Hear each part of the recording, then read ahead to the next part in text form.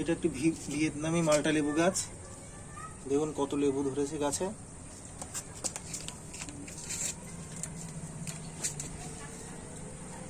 তো এই গাছটার বয়স 1 বছর।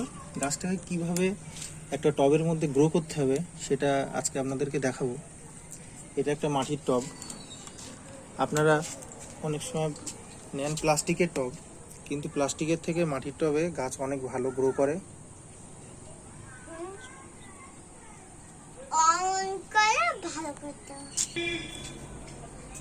দেখুন কত বড় মাল্টা লেবু। এটা হচ্ছে ভিয়েতনামি মাল্টা লেবু। এই গাছটা এখন বর্ষার জন্য অনেকটা খারাপ হয়ে গেছে। পরের ভিডিওতে আমি দেখাবো কিভাবে গাছ গ্রো করতে হয়, কিভাবে আমরা ইউজ করব সিউইডস গ্রানাউলস।